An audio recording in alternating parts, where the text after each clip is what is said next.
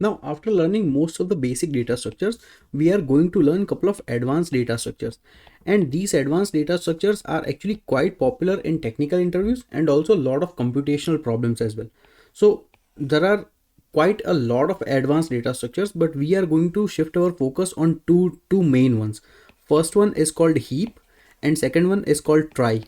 Now both are combination of various data structures, but they have a very specific use cases where it is really popular and really powerful. So first let's understand that what a heap is.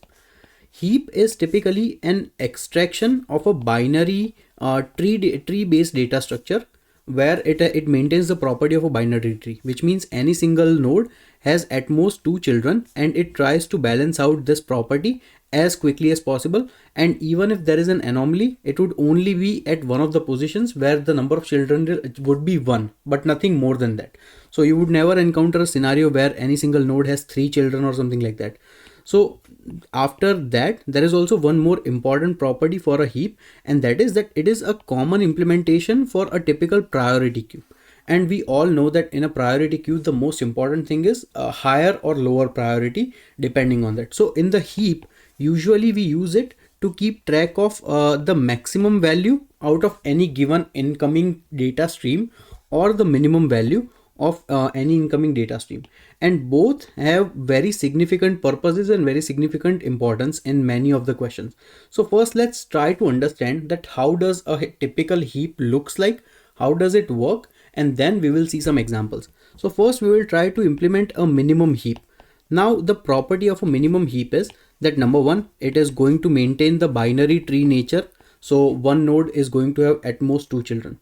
Number two is that every single parent is going to have less value than its child. And number three property is that all the nodes that we would try to enter, first we would enter in the root position.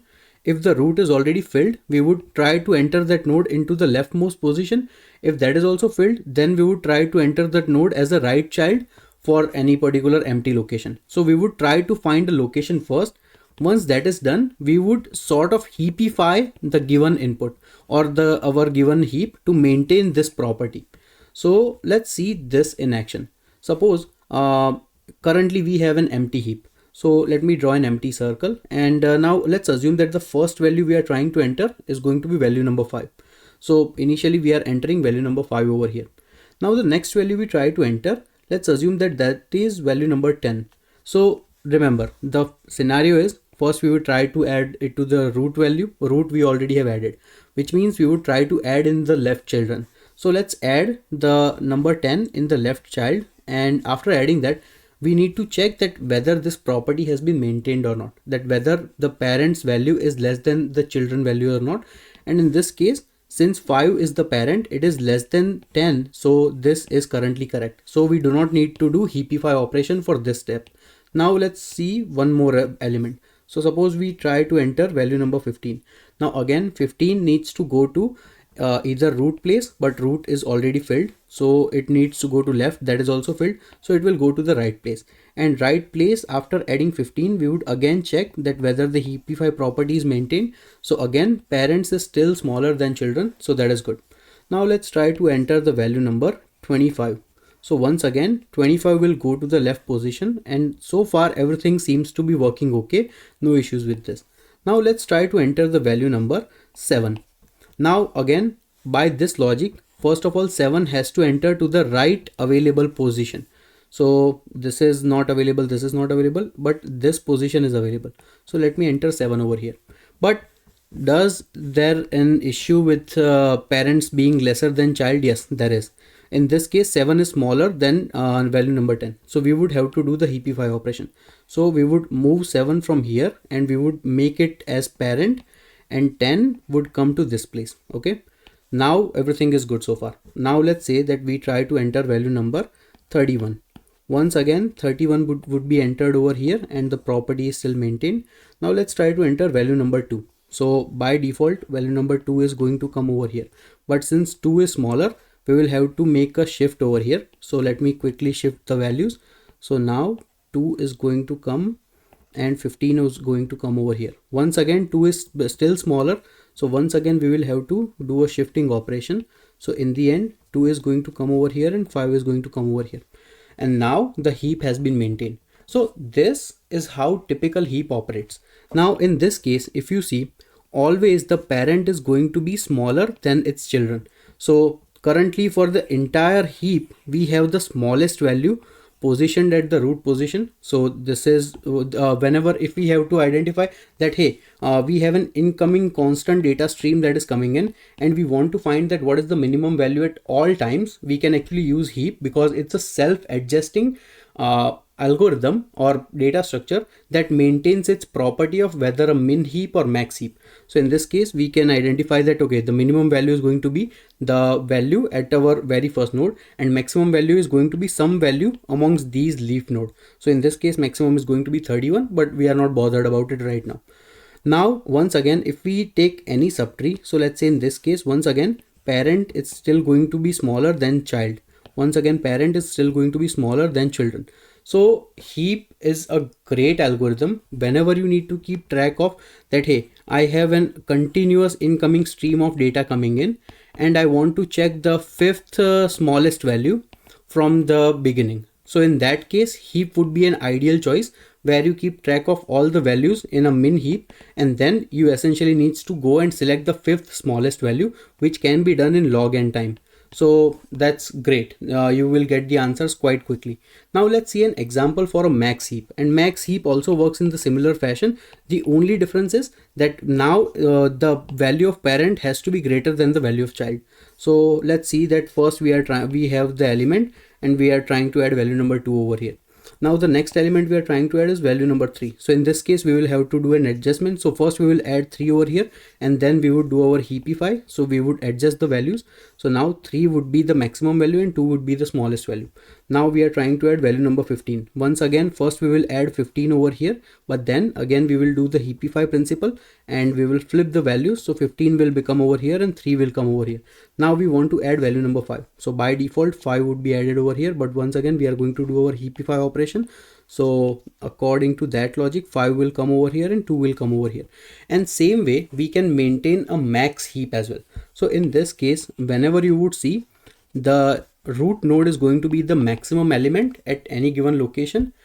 For any particular subtree, the parent is always going to be greater than child, and heap is going to bubble up and maintain its max heap property.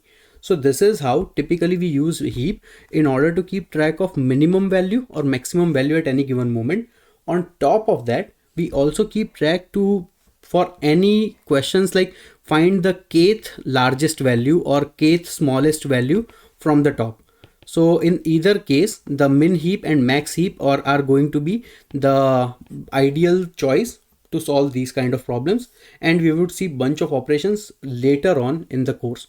So now let's try to see that what are going to be the time and space complexity. So essentially the time complexity in order to insert any element inside the heap is actually big O of logarithmic n. Why log n? Because it is already a sorted tree structure. Whenever we try to enter any value in any particular location, we simply need to find that what would be the right place for it to be. So at most, all we need to do is make change to couple of places, and then we can actually find its correct location. So insertion is log n, same way deletion is also log n, same way finding anything is also log n. So this is a very powerful and very fast data structure from many point of view, and that is why it has lot of use cases in the real world scenarios. So this is the example of heap. Now let's try to understand that what does a trie data structure looks like. Now trie is also an additional abbreviation of a tree based data structure. Now inside the trie, we actually use trie on a daily basis. So whenever you see any system that uses autocorrect functionality, so that is actually using a trie. So this covers your iPhone, Android phone, your messaging app, anything. Plus wherever you see predictive searches. So what do I mean by predictive search? You can imagine that whenever you try to search anything on the Google or Amazon, it automatically completes the statement for you. And for that, actually behind the scenes, it is using trie as a data structure. So trie is a very powerful tool, since you can see that it has a lot of practical applications and also remains favorite amongst technical interviews as well. So that is why we are going to understand what a trie is. Basically, trie typically operates on a string based characters. So wherever you have bunch of different characters that you're working with, and you want to store them in a sequential manner where depending on the values you enter in the character, you can predict the next element, you can actually use a trie. So how does a trie typically work is, typically it has a root node, and this root node tends to be an empty node, but in its children we are going to store all the alphabets that are possible. So typically in a real life trie there would be 26 children, one for each character from A to Z, but in this case let's just consider our example small and concise. So we would try to add 5 different words to our trie, and we would see how they would look like. So first word we are going to add is going to be the word rat, second word is going to be rap, third word is going to be men, and fourth word would be let's say tree, and fifth word would be try. So these are the words we are trying to add first. So let's just start with first one. So first we will try to add rat. So we are going to create a child over here called R. Then the next word is A. So again R is going to have a sub child called A, and next word is T. So T is going to be the child of A. And now since this word has ended, so now this is going to be an end node, so we can determine this as a star or something, okay, that defines that this word currently ended over here. Now next word we are trying to add is R. So once again from our root node we are not going to create a separate child for R. We are actually going to create a R as it is, and then we are going to create a sub branch. So this R has already been taken care of. Now there is the word A. So once again for A we are not going to create a new branch, but we are going to treat this RA to be of the same group. So now you can see that how different words can be stored within a tree like data structure by their character properties, because they are all connected with each other very deeply. And next one is P, but over here the next word is actually T. So in this case we are going to create a new branch over here, and this new branch is going to have value number P. And since the word ends over here we are going to have an ending node, so that is denoted by star. So now whenever I start typing RA, the system would come over here, and then system would predict that either I'm typing RAP rap or RAT rat, and then that is how it is able to do a predictive search. Let's say that I type something like RAR rare, but this system knows that rare is not a valid word, which means system would predict that either the valid word has to be rat or rap. So depending on the context of the entire statement you are trying to make, it will automatically adjust the word that you are writing. And over here it would, from this it might autocorrect it to the word rat, and things would work fine. So this is how typically autocorrect functionality works. Now let's try to add the word man over here. Now for M there is no child, so we are going to create a new child, and once again we are going to create a new child, and we are going to create a new child, and then we are going to create an end node. So this is how men would look like. Now let's try to create the word tree. So once again for tree we do not have any child, so let's create a new branch, and we are going to start with word T. Now next one is R, and next one is E, and next one is going to be E, and then there is an end node. But now let's try to add one more word, trie, TRIE. So we can already see for T and R it is going to have the same path or same branch, but now it is going to have a separate branch called I, and then it is going to have a separate branch called E, and then it would end the word essentially. So this is how, using just these 3 branches, we can actually navigate all of these 5 words. So this is the true power of the trie data structure, and trie is pretty popular in a lot of technical interviews, and wherever you see the example where you are given bunch of different words and you are trying to find some meaning, and you are trying to find the best way on how to process them and how to store them, try to consider or thinking of using the data structure trie